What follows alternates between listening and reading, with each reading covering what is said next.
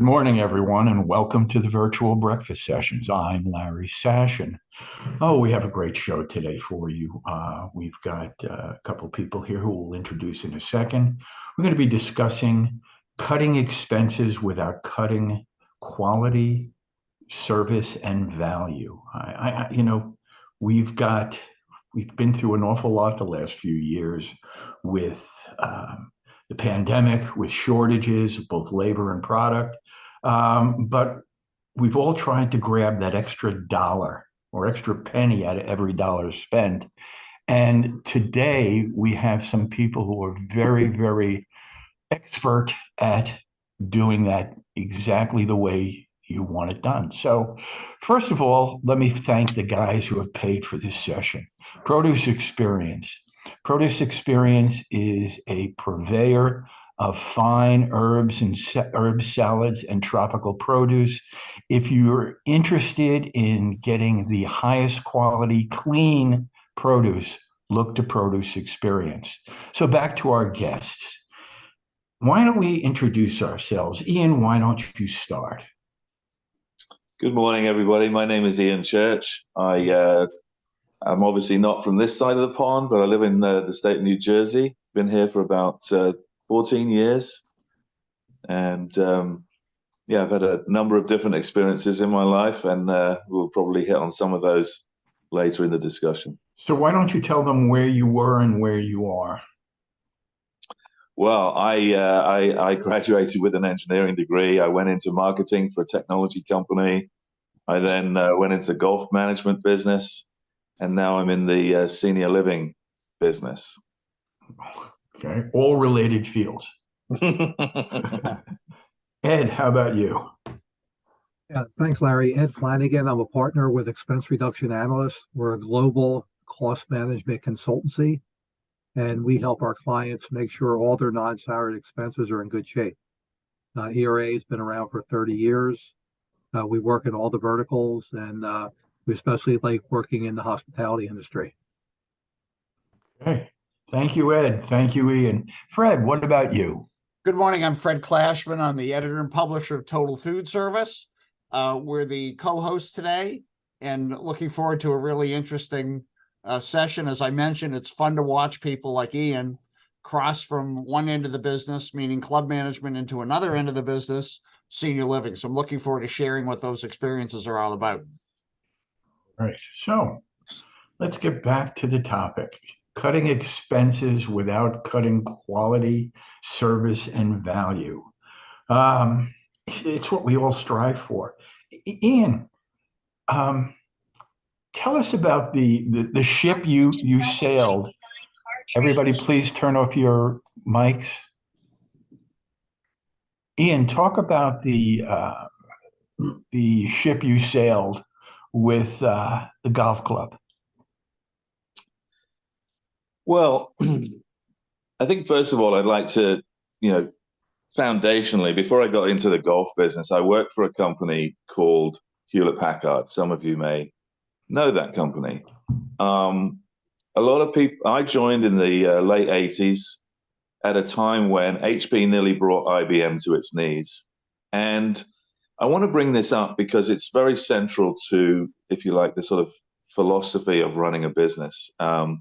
I have partnering in my DNA. And what I mean by that is, at HP, I was brought up to manage companies that would help us to bring solutions to market. So we would partner up with companies like SAP and, Microsoft in the very early days. I mean, I'm talking, Microsoft 1.0, Windows 1.0, and when you had to have a specific printer driver for every single printer. And this nearly brought IBM to its knees because IBM was the type of company that said, "Oh, you want hardware? We can sell you hardware. We can sell you software. We can sell you business consulting services. We can sell you service."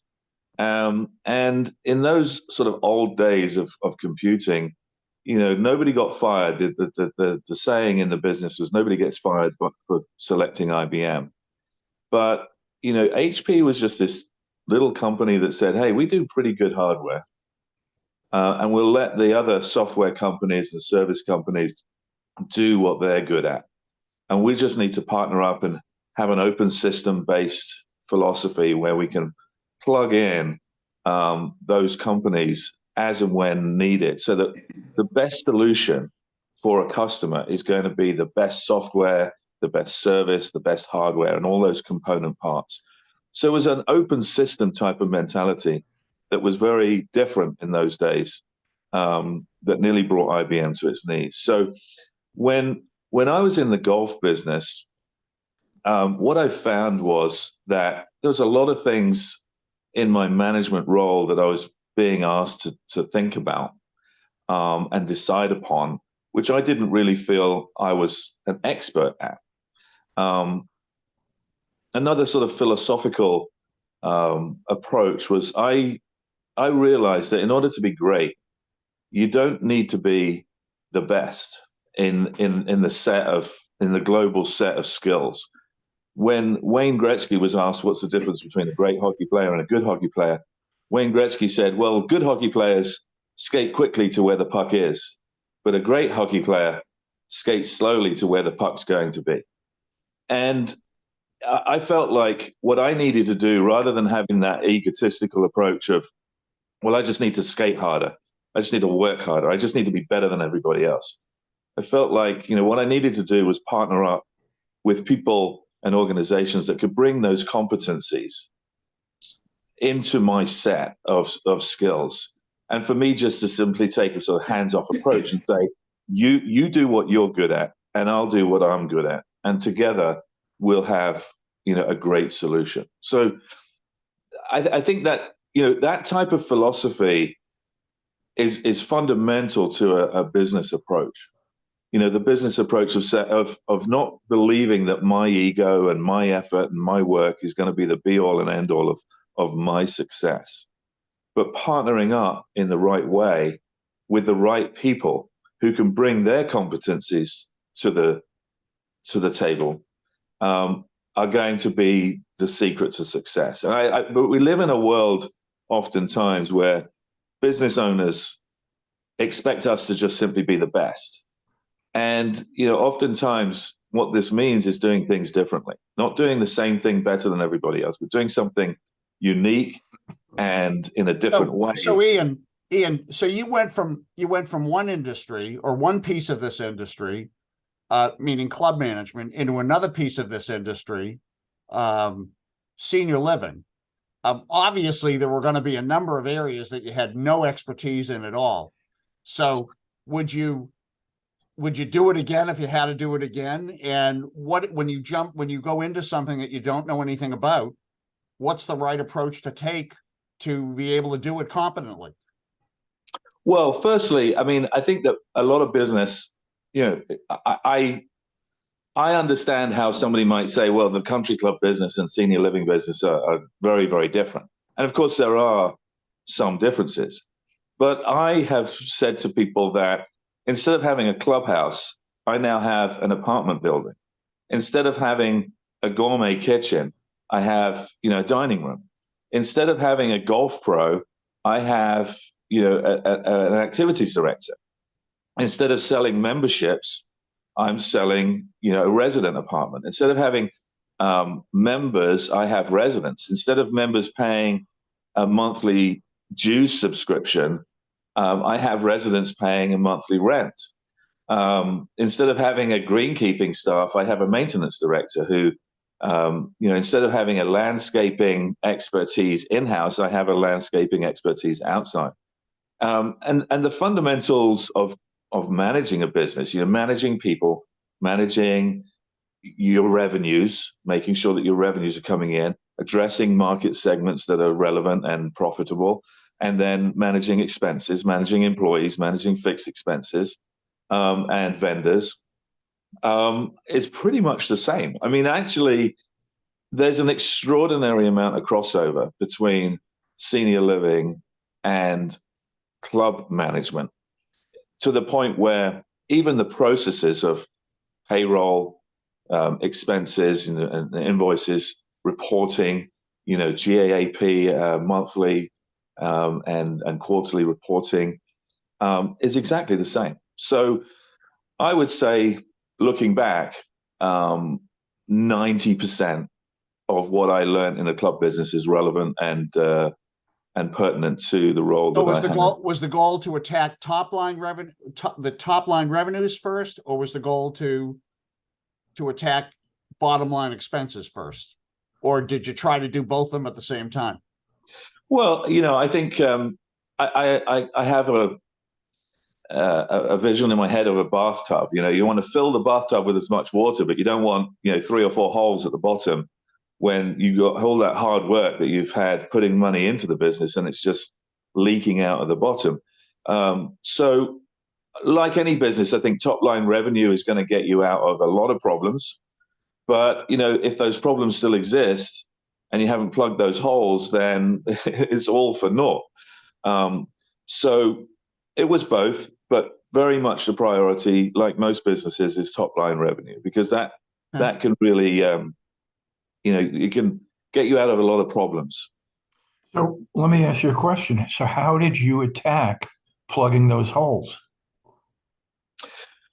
Well, the first thing is to, never look at expenses as something that's a given. I think oftentimes, in the variable management business that we have day to day, week to week, month to month, we can look at that telephone bill or that electricity bill or that, waste disposal bill and just simply say, well, that's the cost of doing business, and not really focus on that and take that as a given. But, when you're at a point where you're having to say to your employees, look, I don't want to give you, I do want to give you as much as I can, but I can't afford to do it. You got to find ways of getting that money, keeping that money and putting it into the parts of the business that really affect your quality and your service and your value delivery. So oftentimes there's a lot of money that's being spent by the business that really isn't doing anything for those things. So, for example, if I'm spending $1,000 a month on my telephone bill, for literally 12 or 13 telephone lines, and I can reduce that by $3,000, then the net effect is I've got $7,000 or $8,000 left in my business, and I can say to my shareholders, my stakeholders, look, I'll give you 3,500 or 4,000 of it, but I want to keep the other 3,000, and I want to, rather than giving my the pay increases of $28K this year for my employees, I want to give it 31, because I just can't compete with the McDonald's down the road that's hiring people for $15, $16 an hour. So I think that you've got to sort of take a very holistic view of this and say, well, there's ways in which I can cut the service, because who cares whether my telephone bill is $1,000 or $300? My customers don't. And oftentimes, that's a very good example of what I did earlier this year. You can cut those costs and increase services, because the telephone system I have at the senior living community I managed was a better system. It was more flexible. It was more manageable and tailored to our requirements. Whereas the old system that we had, we didn't even know how to use it properly. Yeah. It's interesting. It's easy to get lost in a world of cell phones and look past some of the things that you're still working with that are in your capital expense and in your daily operation, like phones. I would never even think to look at, you wouldn't even think to look at it. It's so cell phone driven now, you wouldn't even think about the landline products that you have in your operation. Well, the other thing about this is, of course, look, I addressed the business expense of a telephone system. But if a telephone system is difficult to use and my staff can't really pick up the voicemails quickly, that impacts sales. So if I have a telephone system that somebody's left a message on at 10 o'clock at night because they're distraught, they don't know where to put their mom, and I've got that phone call and I don't respond to it until a lead comes in through a place for mom, I just ended up giving away $3,000 to a place for mom, because they're going to be the placement agency rather than me responding to that initial telephone call. And even if we end up winning the sale, there may be costs down the road. So many times these types of things have knock-on effects. They're not just expenses. They're also affecting the productivity of your employees, maybe the effectiveness of your employees and the whole operation. Yeah. Okay, we've got a question from the audience. We have a question. Yep. Richard, ask your question to Ian and Ed. So Ian, I love what you're saying. My question is, how much of this can the typical food and beverage owner handle on their own? You know, the tech, obviously, I don't think they can. The labor, possibly. Supplies, food. You know, it's a great concept, but how many of them will think out of the box to be able to do this on their own? Well, you see, that gets back to the root of what I was saying at the beginning, because, you know, in every business, there's things that you can do and there's things that you can't do. And there's certainly things that, even though you can, you shouldn't do. And I think that partnering up and making sure that, you know where your competencies begin and end, and that you know what you don't know, and you're willing to accept it and to go to somebody and say, hey, I need your help. I need to partner up with you. We should work together for common good. You can benefit from it. I can benefit from it. And I can still remain focused and sharp on the areas that I need to remain focused and sharp on, and have somebody else then bring that value to the table. And that's exactly what a company like ERA does. They have expertise that I would never be able to meet or know about. And they can bring that to the table in a very effective way, so that I can just simply put that into a big black box and say, that's not for me. I know it's important to me. I know I can save money. I know that I can increase my services, but I need to have somebody else do that, so that they can, and they could do it 10 times better than me. It's not a question sometimes of whether you can or you can't. It's whether you should or you shouldn't. Yeah. Yeah. Because, a lot of these things are not rocket science. I'm curious, what about food costs? Like, what about, things like the difference between different brands of coffee and different types of produce, et cetera? How do you decide? How do you wade through that piece of it? Do you do that on your own? Do you delegate it? What do you do with that? Well, I think that's a delegation thing, and Nice. A company like ERA has experts in the food business. They know the tricks that food suppliers perpetrate on their customers, and they know the way out of it. They know how to manage it, and they can manage it as well. Hey, a bill crosses my table, and I have 100,000 things to do that day. I'll sign it and put it in and tell the business office manager to pay it. Right? Am I looking at the fact that it's 12.5 cents per kilowatt hour or 15 cents a kilowatt? No, I don't have the time to do that. But other places and other people can do that for me, and add that value. So I could, and the telephone thing is a good example again, or electricity.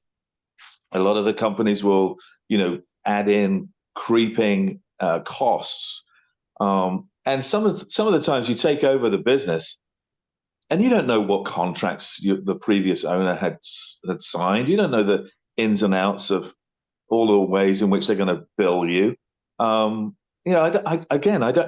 know I could learn it, but do I really have 3 or 4 hours to dedicate to maybe saving $100? No, I don't have that amount of time. So I'm curious. I see Liz. Hold on a second. I see Liz and I see Charles on. I'm curious. So is the way to do this ideally to have a purchasing agents or a purchasing department that sits independently of any specific piece of the operation and have them do the bidding and cleaning of that type of? What's the way to do it? Let's bring Ed into the conversation here, because I think that, one of the things that I really have used a number of times is the type of services and expertise and the contacts and network that Ed has, and he has brought that to the table and saved literally tens, if not hundreds of thousands of dollars for me personally. Yeah, thanks, Ian. So the way we work is we have experts in over 40 different expense areas. And for instance, with the food service, we have a guy who lives close by in Cherry Hill. He's got a PhD from Cornell in food science. So he's the one that's going to negotiate with the U.S. Foods and all that to negotiate better prices. So a lot of our clients have good people in purchasing, but they don't have the expertise in, let's say, 10 to 12 categories that are required to run a hospitality business. So what we do is we come in, we benchmark with a baseline report on what you're spending now. We go out to the market and negotiate better pricing. We bring the results back to you to decide, do you want to stay with your current supplier? Are you willing to switch if the savings are big enough? And then the important thing is monitoring. Ian keeps talking about the price creep. You may be able to negotiate a good price, but you got to monitor it to make sure that these sneaky suppliers don't increase the prices on you. Okay. So what is the process that Ian, how did you find Ed? Or Ed, how did you find Ian? And how did you get this started? Well, somebody once came to me and said, "Hey, I know this guy. If you're interested in, looking at all of your expenses, then phone this guy up and see what you can do." I'll give you another example. It's not food related, but it's certainly country club related. One of the things that I'm not an expert in at all by any means, but I'm knowledgeable about it, was the greenkeeping supplies. So in the country club business, a lot of people would just simply say, "Well, that's for the greenkeeper. I'm not going to discuss that. He's got the superintendent has a college degree, and I'm not going to question, his competence in those areas." But when we looked at some of the supplies that were being bought by the superintendent, it became very apparent that he's buying brand name products, right? So buying from Scott's and all the other sort of brand names. And Ed brought me into contact with somebody who had expertise in the chemical business, and realized that the active ingredients from these things that he was buying were the same and could really end up being 30 or 40% less. I'm not going to divulge the club that I was managing at the time, but my suspicion was that the greenkeeper was actually getting some kickbacks from the supplier, which is very, very common in the country club business, and common because nobody's going to question, "Oh, well, why are you buying this brand, product, whereas the active ingredient and the thing in this generic is actually going to do the same job." So I think that these are the types of issues that I needed to have experts like Ed bring in his network for. So I got in contact with Ed and we had a meeting, and he said, "Look, you tell me the areas, the priorities that you want to address." So you look at your P&L, right? You look at your annual budget. A lot of times on these expenses, annual budgets are done with a hockey stick approach, right? A hockey stick is, flat line and then a little bit up. So I'm going to take a 3% increase in cost of this or 4% in cost of that. And that's what I'm going to budget for next year. And I looked at the total expense lines and said, okay, well, which are the big lines? If I could save 10% on $60,000, that's a whole lot better than saving 10% on a $10,000 line item. So let's investigate the big items, the items where we're spending a lot of money, and see what we can do. And that's where ERA will come in and they'll say, okay, well, where do you want to start saving money? Where do you feel like you could get some efficiencies? And it's a little bit like sandstone, right? You build this layer by layer. You save $5,000 here and $10,000 there and $3,000 there with the same type of approach, and then all of a sudden you've got $40,000, $50,000 at the end of the year that you didn't have the previous year. And that's where you can then say, okay, well, I can do this. I can build a new green, or I can refurb my point of sale system, or I can, that's where decreasing expenses ends up being the means by which you can add value. Because oftentimes it's not about not having an impact on value. It's actually about saving money and having a positive impact on value. A positive impact. So reinvesting what you're saving, if you will. Yeah. You can reinvest half of it, or you can reinvest all of it to be more competitive and to get to that next level that everybody's trying to get to by doing something a little different. I'm sorry. I was just going to share a thought because then I have to jump off to be with a client Please. at 9:30. But I was just going to say, first of all, Ian, on a total business side, is it easier feeding grateful elderly as opposed to stuck-up golfers? And I know the answer to that. So kudos to you. And I during the pandemic, we fed housebound elderly. And for the first time in 40 years, I knew what gratitude from customers was. But that aside, another advantage to being on top of these big spend items like your insurance or, whoever you're spending over what your big number is, it could be 50,000, 100,000, is that it gives you the opportunity to go back to your vendor and negotiate. And you really can't do that unless you're out there actively looking at prices and your strategy of we bid things constantly. We do have a purchasing department that does it, and then accounting keeps their eye on them, internal accounting department, because as soon as you take something for granted, and I'm not blaming vendors, I'm a vendor, but the creep does start. I have an accountant who once said, he went after every single penny. And I thought, pennies add up. I don't think we have the time in this lifetime to count every penny. And it works for some people and it's great. But I think starting from big spend down is really good.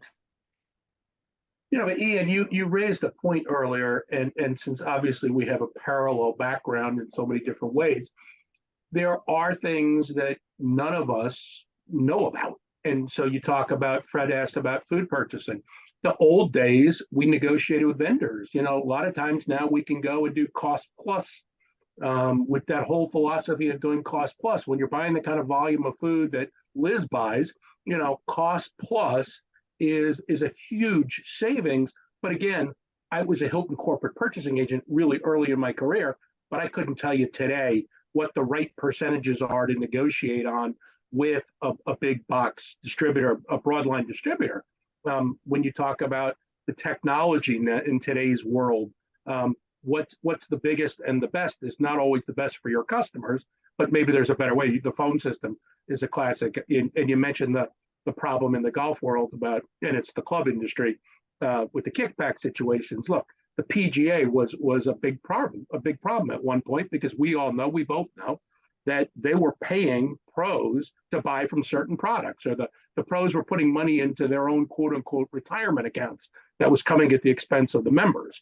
So, I mean, until those things get uncovered, there's always having another set of eyes is incredibly beneficial.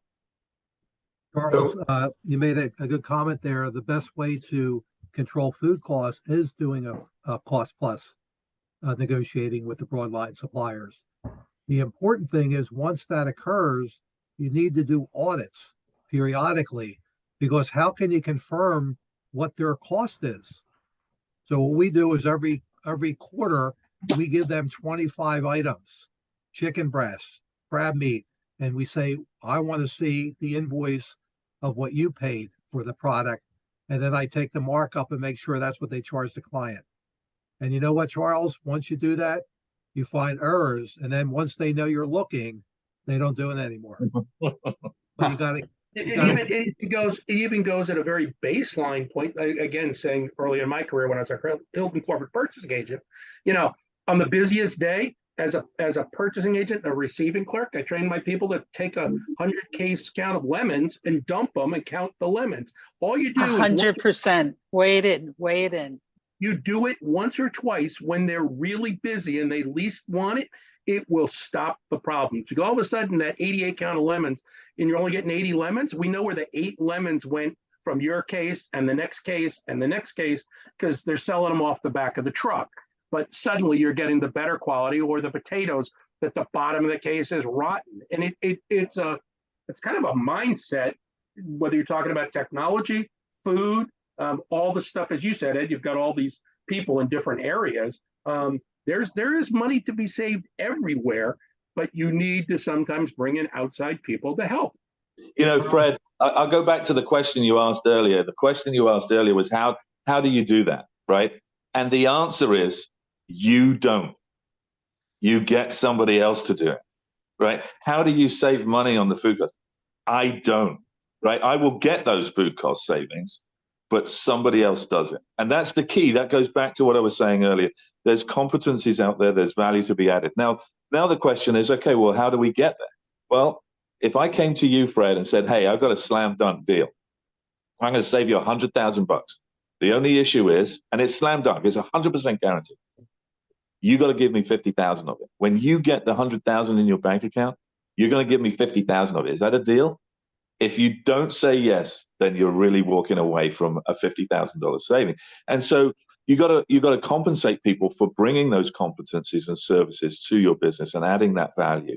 And so being able to say, well, some owners will say, no, if you can save $100,000 out of my business, I'm going to find 100,000 and I'm going to keep it myself. Well, good luck with that, because I'm sure that HP had the ability to provide the services and the software and all the rest of it, but they didn't have the time, and they didn't have the philosophy that this is something that needs to be for somebody else. And I'm okay with them earning what they deserve when they bring that to the table. And I guess it's great if you have more than 24/7 to work with. Right. God bless you. Not many of us have that. Ian, you just brought up something with, if you save me 100,000, they get 50,000 of it. Ed, we're talking about a service like yours. Typically, what do you charge people to do this survey? So, Larry, we're willing to work on a contingency basis. If we find savings, we share 50% for 2 years. And then after 2 years, the client gets 100%. But over our 30-year history, we find savings 90% of the time. So for us to work on the contingency basis, it's not that risky. And if we don't find savings, the clients are still happy that we confirmed as a third party they're doing a good job. And the other thing is 2/3 of the time, the savings come from the current supplier. So in most cases, there's no reason to switch. And the other thing is we don't get compensated by the suppliers. The clients like it that we're coming in as a neutral party. We're finding out what's important to them. Is the current supplier providing good services? What could be improved? And then we go out to look for other alternatives if they're interested in looking at other solutions. I've also had experience with Ed where maybe you got an incumbent supplier that's charging you, let's say for the sake of argument, $10,000 a year. And then there's an alternative where it's going to be $8,500 a year. And I've had situations with Ed where I've said, well, we're really happy about this with that supplier or that. Maybe that supplier has a relationship to some member of the club, or there's other things outside of just the money. And we said, okay, well, we're going to take vendor A, even though we know that we can save $1,100, $1,500 a year for these other reasons, and that's fine. Ed works with us, has worked with me to find all manner of potential savings, and then when we land on one that's beneficial financially, then during those 2 years of savings, Ed and his network actually monitor those bills for me and make sure that every single penny that they're saving us is something that they can say hand on heart, this is what we have done for you.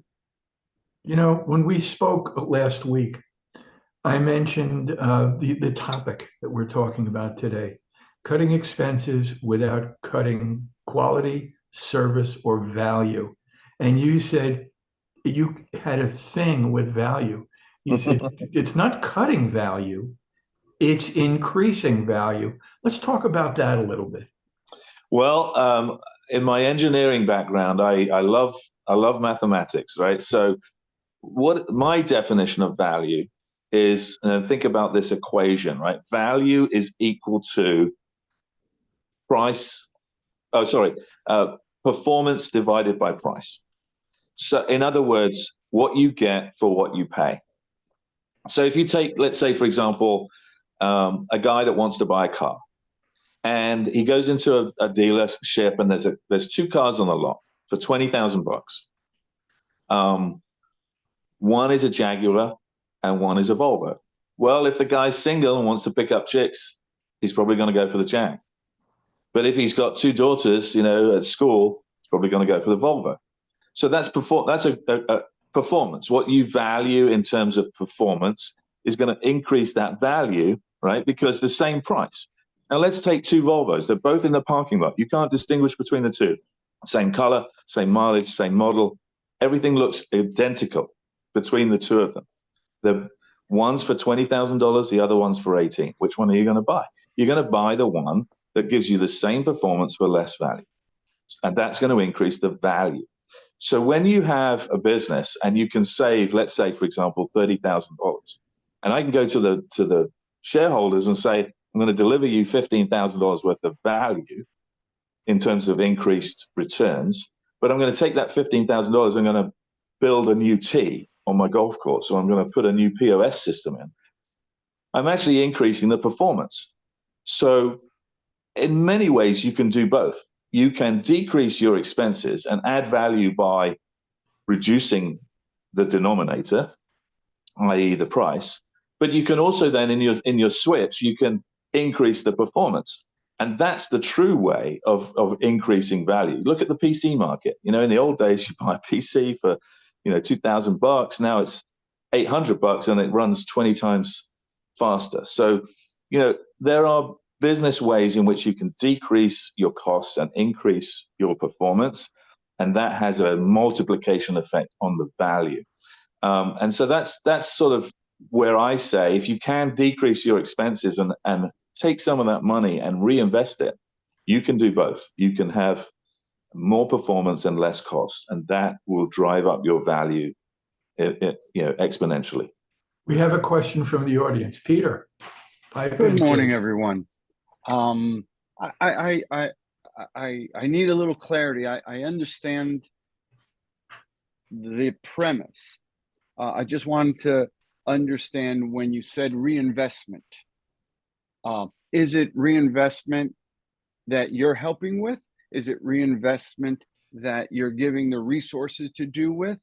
How does the reinvestment, that's part one. And part two, if you could just outline real quick the upfront contract. You said 1 year, 2 year, and vendors, because I know it's prickly when you have a long-term relationship and the client feels there's more value with vendor A, but it's really vendor B who made vendor A better. I hope I explained that correctly. Yeah, well, let's go to the reinvestment question first, and Ed can answer the second one. I love that one.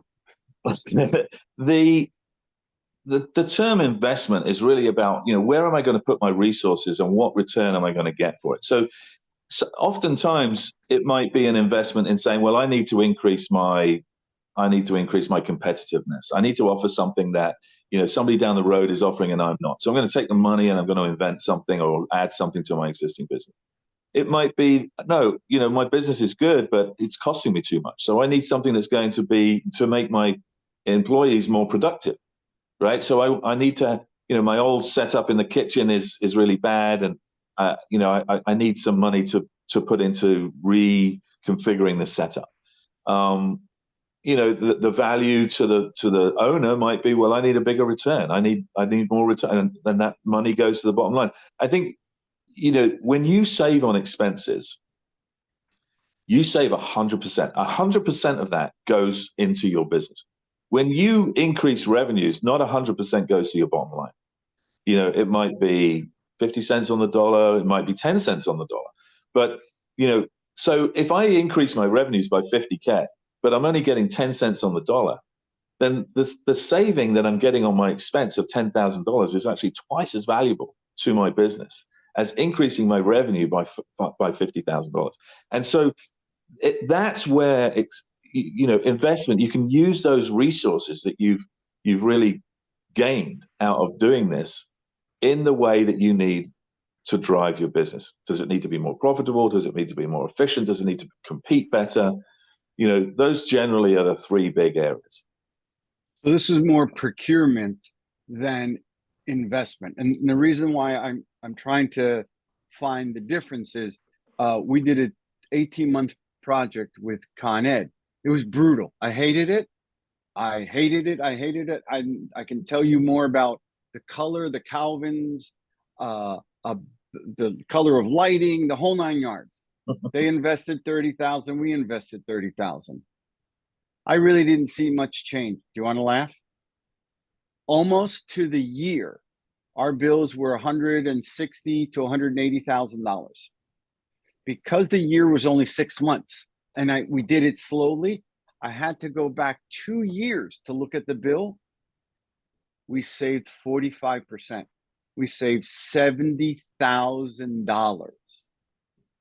It was 2 years. It sucked. I'm a restaurateur, caterer, cafe operator. I do not do programmable thermostats, Wi-Fi, variable speed motors in all the compressors. Oh my God, just I fell asleep. So, and it was creep. To your point of that creep, we were creeping savings. So for you, it's more on the procurement side than the investment side. Well, I would say that, you save, $45,000, but then that allows you with that $45,000 to hire the employees that you need with the training and the skills, or maybe, give them the training and the skills, put some capital investment where it's, deferred maintenance, so that's what I mean by investment. I understand right? now. You take that 45,000 as cash, and then you say, right, where do I need, right? It's cash, right? Excuse me. Whoa. This is being recorded. I'm sorry, Ian. Do you mean interest-free investment resources? Right. Oh, okay. Now I just want to understand. Thank you. So, so then, you've got fuel to be adding to your business where you can run faster, run more efficient. And that's where I'm coming at it. Got it. Okay. Thank you. Peter, we call it free cash flow. So what we're doing is we're trying to find hidden profits within your vendor base. I look at it like this. A lot of businesses, they deliver more profit to everybody else than they get themselves. When I look at, how much money I spend in the other places, I'm like, well, true. It seems like I'm working for everybody else and I get nothing at the end of it. The government takes this and this person takes that. It's like, I got to get something out of this, a bit more than I'm getting because I'm working all these hours and doing all this stuff and I'm carrying all the risk and I'm getting no reward for it. You mean other than the pride and joy of being in the hospitality industry? I thought that's why we do this. That's where you forgot the glamour and the glory. You forgot the glamour and glory. I'm sorry, Larry. I forgot the glamour and the glory. Yes. Ed, so you basically ERA is sort of like Robin Hood. You're sort of like Robin Hood.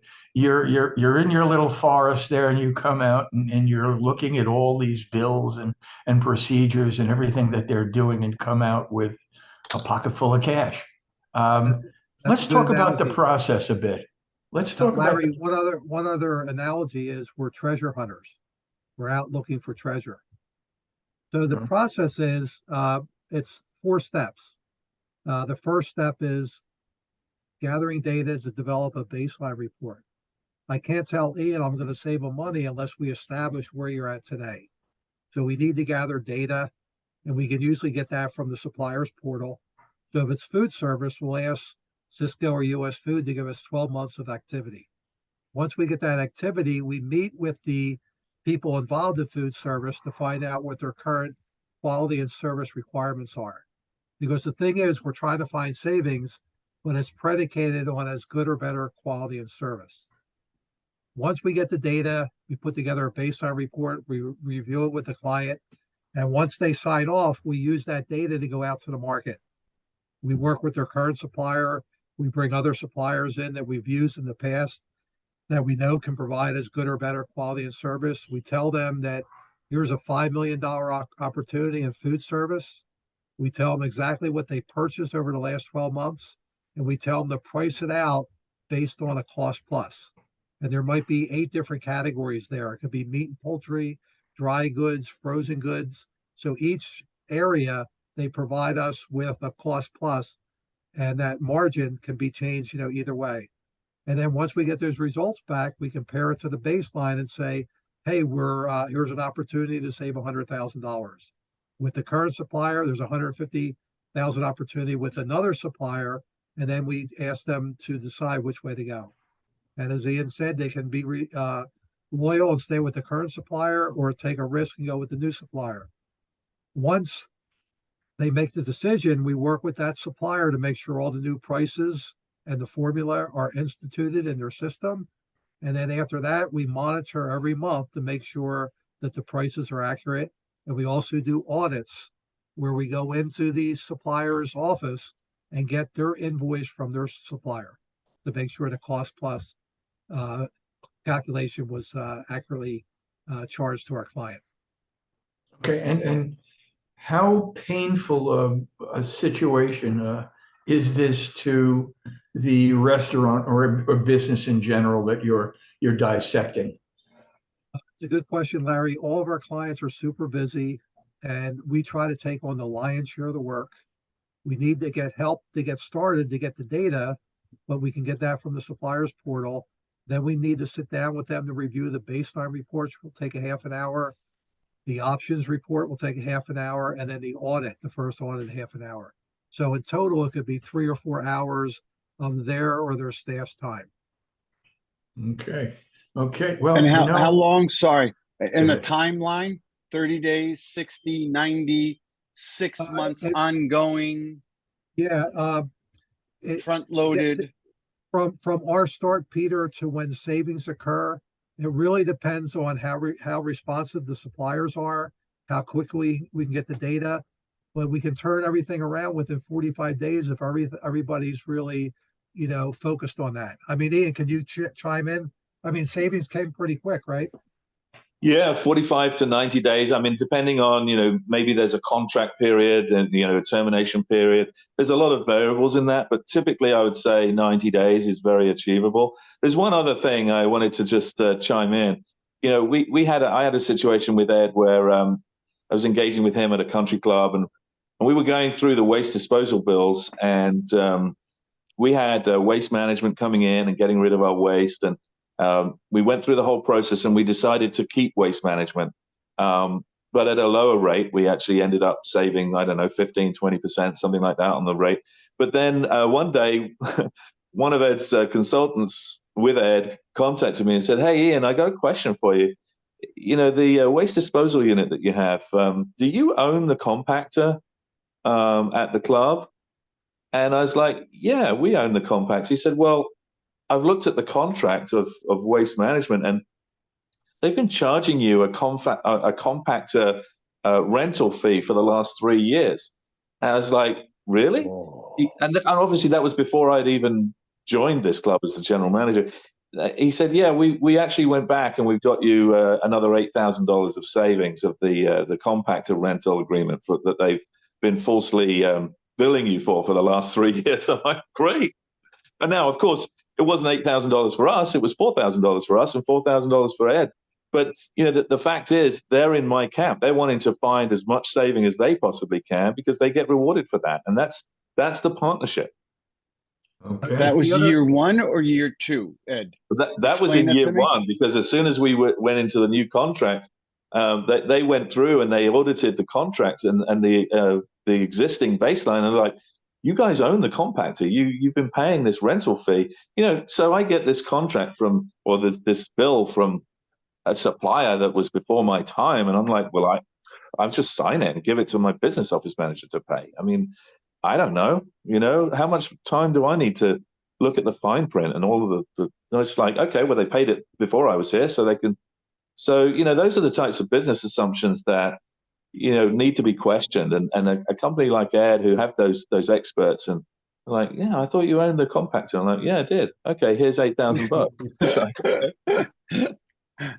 Right. All right. Well, it's that time of the session that I say. Larry, can I just one mention more thing? One quick story. Our food service specialist was at a convention once, and he met a guy who had spent his whole career with broadline suppliers, US Food, Cisco. And our guy asked him, how do you go about pricing your clients? Because food costs go up and down all the time, weekly. And the guy goes, "Well, we have AI. We use algorithms. We have 2 types of customers, an A and a B customer. The A customer is a customer that complains constantly. Why the hell did chicken prices go up? What's going on with eggs? Constantly pricing. And then they have the B client that doesn't question anything. They just pay the bill. They have an algorithm where the pain in the ass customer, the A customer, gets a lower price than the B customer. So Larry, they've been using AI for quite a while. Okay. Wow. All right. Well, folks, once again, time is our enemy, and we got to start wrapping this up. Now, Ed, please tell everybody how they get in touch with you. Yes, my email address is eflanagan, EFLANAGAN at expensereduction.com. Okay. You do that again? eflanagan, EFLANAGAN at expensereduction.com. Thank you. Okay. Okay. So what we're going to do is what we do every 2 weeks.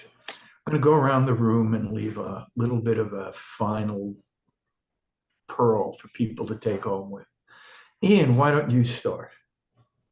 Little pearl. Well, value is equal to performance divided by price. That's my little pearl.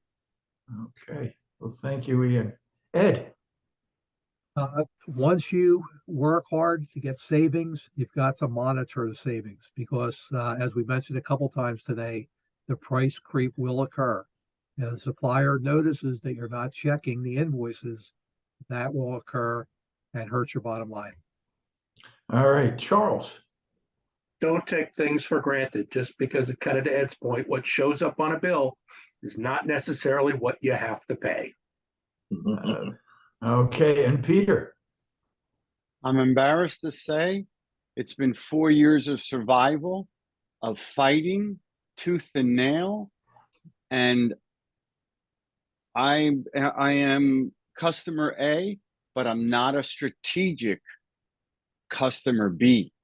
I used to be more strategic and do more things, and I'm embarrassed to say, after listening to everybody, it's time to get back to the higher level work that I was meant to do and get the frig out of the trenches. I'm tired. I've gotten there's a lady on, so I've gotten my resources handed to me, but I'm better than I am. And thank you very much, everybody. The camaraderie and the knowledge has really triggered me again. I'm back. Okay, thank you. And it is good to have you back, Peter. Thank Fred. you. Delegate. Where is your time spent most valuably, and how do you maximize your customer experience? And it certainly isn't going through phone bills and going through food costs. It's getting the help so that you could spend the time doing what you should be doing. Yes, yes, yes. Oh, well, thank you everyone for coming out today, having your coffee with us this morning. Ian, you were fantastic. Ed, you are, I think you've become a resource to a few people today during this conversation. I also want to thank, I know Julio was here before, I can't see him now, Julio Garcia and Produce Experience for sponsoring our event today. Once again, if your restaurant is looking for high quality, clean, and this goes back to the savings, clean produce and salads and greens, Produce Experience is the place to go.